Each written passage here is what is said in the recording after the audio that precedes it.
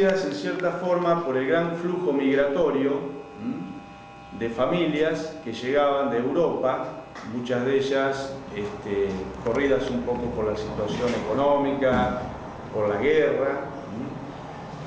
Bueno, como fue el caso, por ejemplo, de mis abuelos maternos llegaron a la zona de Morse en el año 1920. En ese momento ya mis abuelos paternos estaban radicados en el lugar.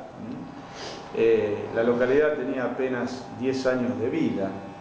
Pero si uno hace un estudio social de la composición de las familias, no solo de la zona de Morse, sino de Roca, de Agustina, de Tiburcio, de Zaforcada, va a encontrar que hay un gran número de familias que son descendientes de inmigrantes europeos, italianos, españoles, fundamentalmente, ¿no es cierto?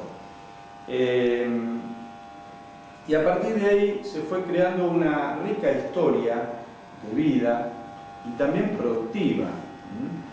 En ese momento la zona rural estaba altamente poblada, no es como ahora, ¿no es cierto? Uno ahora sale, recorre los caminos y encuentra pequeñas plantaciones de árboles que nosotros la identificamos como taperas, ¿no? Quienes han vivido en el campo, viven en los pueblos, dicen: esta es la tapera de Figini, esta es la tapera de Gallo, esta es la tapera de Bongiovanni. Eso quiere decir que allí en un momento había una unidad familiar viviendo. Esas pequeñas chacras tenían una extensión que podía ir de 50 a 80 hectáreas, algunas de 100, y allí vivían familias realmente importantes. Todas las familias tenían entre 8, 10, 12 hijos, ¿no? Mis abuelos tuvieron 12 hijos, y la familia, además, en el campo, albergaba, ¿no es cierto?, a mucha gente que andaba por la zona rural. Por ejemplo, los típicos vendedores ambulantes, ¿no? O personas que prestaban servicios, y iban chacra por chacra, ¿no? Por ejemplo, a mí me llamaba la atención, ustedes acá podrán observar una muestra de fotografías, algunas hemos traído de Morse, ¿no es cierto? Por ejemplo, el fotógrafo visitaba las chacras, iba casa por casa, ¿no? Entonces, tal día un vecino iba al pueblo, pasaba por el almacén de ramos generales, que era el ámbito donde todos de alguna manera se socializaban, y entonces el fotógrafo dejaba una notita, ¿no? Decía: bueno, tal fin de semana o tal semana voy a andar por la zona de tal propietario, de tal familia, vayan avisando que voy a ir. Entonces las familias se preparaban para recibir al fotógrafo, ¿no? Y ustedes ahí ven las fotos, la formalidad que tienen, los padres sentados, los hijos más chiquitos a UPA, los hijos más grandes, ¿no es cierto?, paraditos detrás, y bueno, todos con el mejor traje, con la mejor ropita, ¿no es cierto? Y el fotógrafo visitaba chacra por chacra, sacaba la foto, luego iba y la llevaba.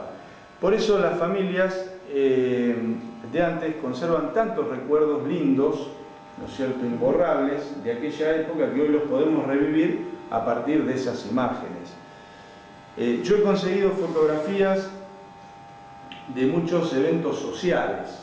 Por ejemplo, un evento social muy esperado por todos eran los famosos picnics. ¿Qué era el picnic? Era un encuentro familiar en un ámbito rural. Podía ser el casco de una estancia, a la vera de una laguna, cerca del río, ¿no es cierto? Las familias se mandaban esquelas en donde decía: el 22 de enero nos encontramos a la vera de la laguna La Machuca en el campo de Bartiz, gran picnic, habrá amenización bailable, por ejemplo, ¿no? Entonces iba alguien con algún instrumento, que eran hombres mayores, tocaba. Entonces la juventud, ¿qué hacía? Bailaba, se entretenía, la gente llevaba comida. Pero no iban solo los jóvenes, iba toda la familia. Iban las madres, los padres, ¿no? Los hombres se deleitaban mucho bebiendo, ¿no? Se acostumbraba mucho a beber, sobre todo los inmigrantes italianos. Y las mujeres conversaban, ¿no es cierto? Y además también era una oportunidad para que las jóvenes pudieran conseguir novio o pudieran ir viendo la posibilidad de tener algún noviazgo más establecido. Bueno, además la gente que vivía en el campo esperaba ansiosa la llegada de visitantes o de vendedores. A mi abuela le gustaba mucho recibir al gallinero, le decían en aquella época, ¿no? Aparecía un señor con un carromato, tirado por un caballito o dos, y ¿qué hacía? Pasaba a comprar gallinas, ¿sí? La producción de aves de la chacra, que no era una producción menor, siempre era una producción que estaba a cargo de la mujer, por lo general, ¿no es cierto?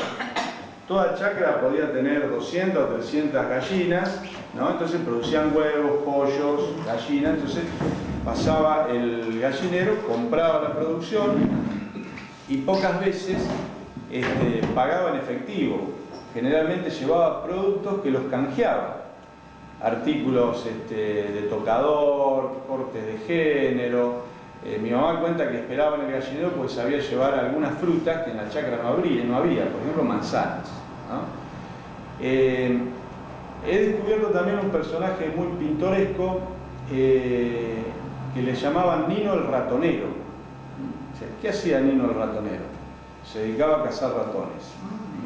Y tenía una larga fama y una gran fama y era contratado por las chacras para ir a cazar, ¿no es cierto? Entonces él iba, cazaba, de noche ponía trampas, agarraba a los ratones y a la mañana se los presentaba al dueño de la chacra y decía, bueno, aquí he cazado tantos ratones, tanto es lo que usted me debe. Andaba por toda la zona, por toda la zona del partido de Junín fue conocido este famoso personaje, Nino el ratonero.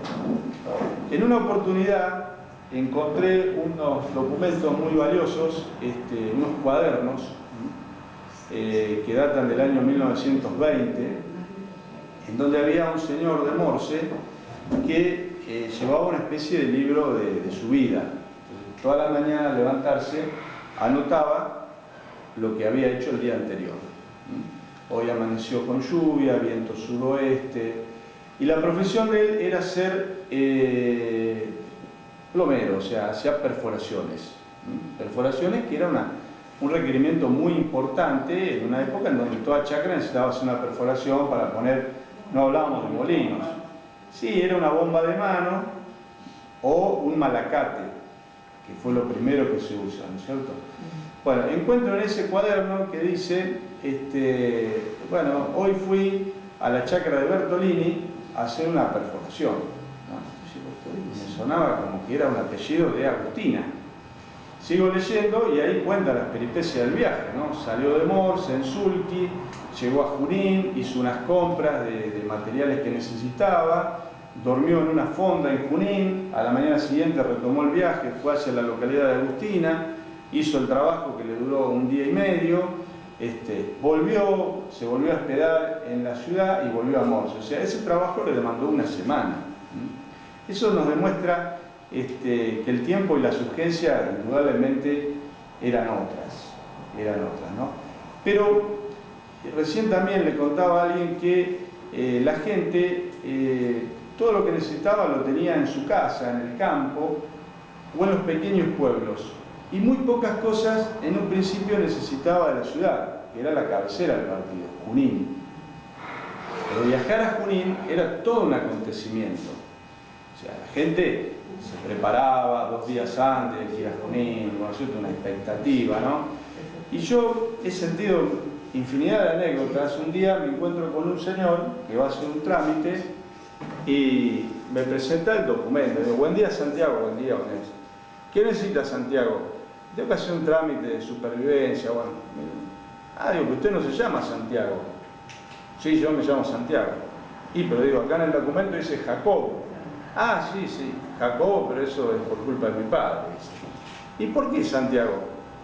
Porque dice, mi padre cuando me fue a anotar, salió en Sulky a Junín, ¿no es cierto? Antes iban para anotar, salían en Sulky a la mañana. ¿Qué pasaba? Todos italianos, se encontraban en alguna fonda acá, empezaban a tomar, ¿no es cierto?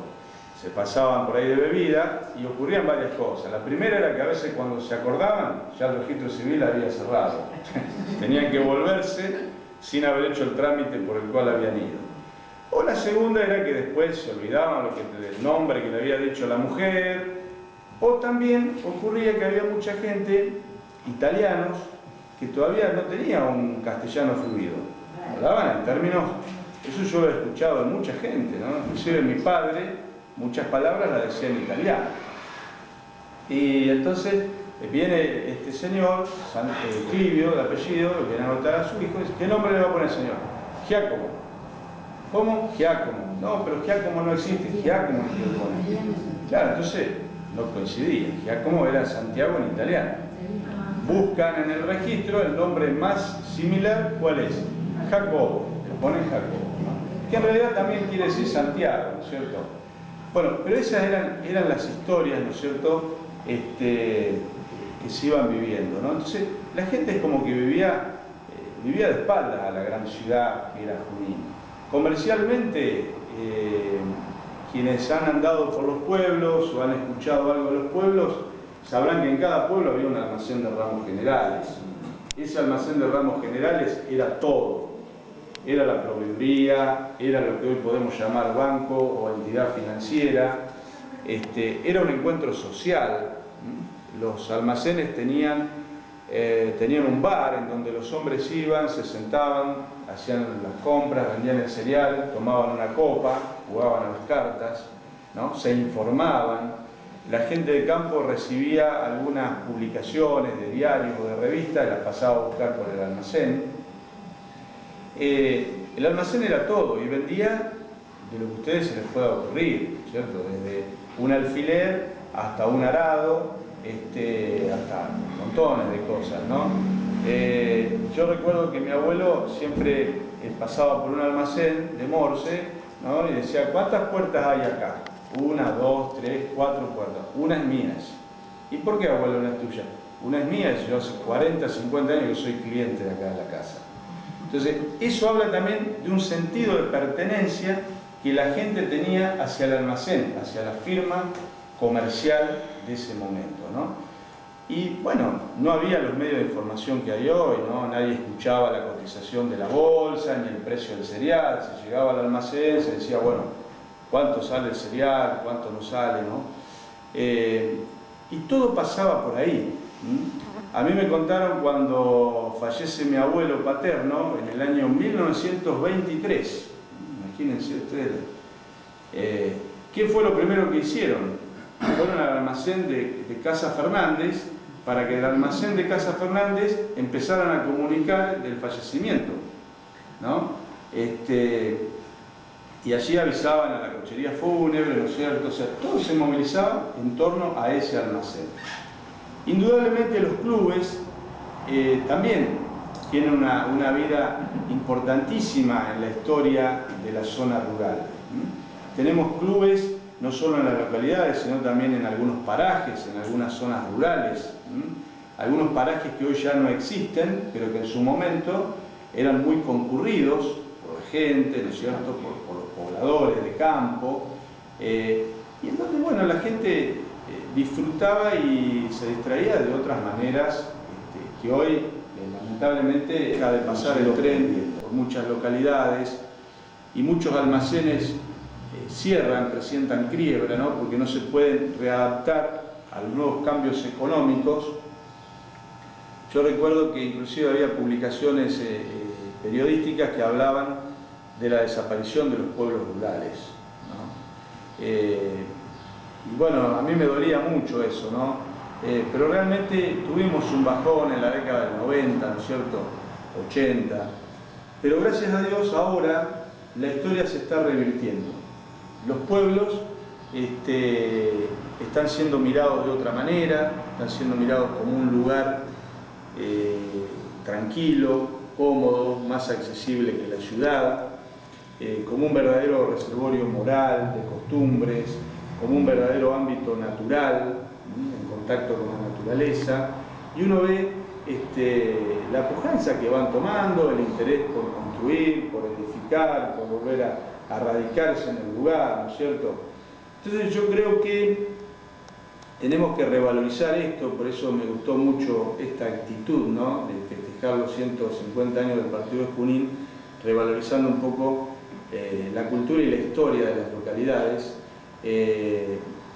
porque es una contribución mutua, ¿no? Junín es una ciudad importantísima, pero también depende de su zona rural, de sus producciones agrícolas, de sus pueblos, ¿no es cierto?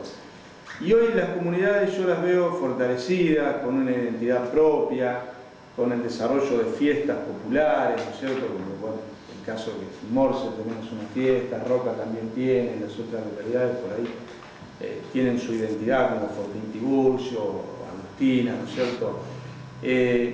Y eso indudablemente le va a hacer muy bien a todo el partido de Junín, le va a dar un crecimiento también.